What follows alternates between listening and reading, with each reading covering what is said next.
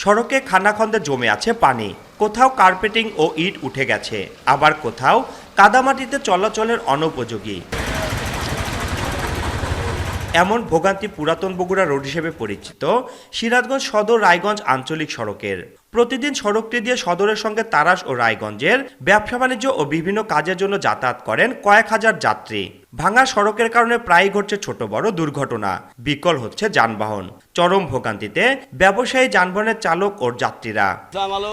পরিবহন করা যায় না, যাতায়াত করা যায় না। এখানে ছাত্রছাত্রী সহ সাধারণ লোকজনের যাতায়াতের জন্য মারাত্মক ধরনের সমস্যা হয়। বৃষ্টি হলেই বৃষ্টির পানি ওই গর্তে পড়ে থাকে, যার কারণে ওর উপর দিয়ে ট্রাক গেলে স্কুলে যাওয়ার সময় আমাদের স্কুল ড্রেস নষ্ট হয়ে যায়। বর্ষাকালেই নয়, গরমকালেও আমাদের যেখানে স্কুলে যেতে 15 মিনিট সময় লাগার কথা, সেখানে আমাদের আধা ঘন্টা সময় লেগে যাচ্ছে। ব্যবসায়ীদের জন্য একটু গাড়ি ভালো মহাজন আসে না। শাকসবজি শহরে 20 টাকা, এনে 5 টাকা।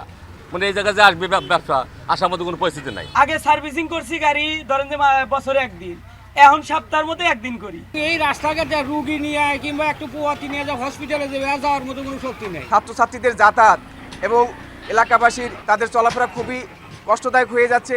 সড়ক বিভাগ জানায়, কাঠের পুল থেকে ধানগড়া পর্যন্ত 21 কিলোমিটার নতুন সড়ক নির্মাণের একটি প্রকল্প ইতিমধ্যে পাশ হয়েছে।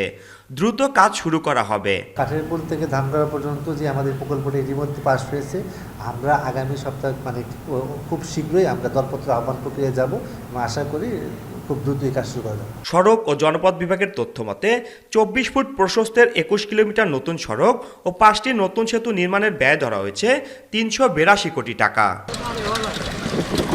রিঙ্কু কুণ্ডু, সময় সংবাদ, সিরাজগঞ্জ।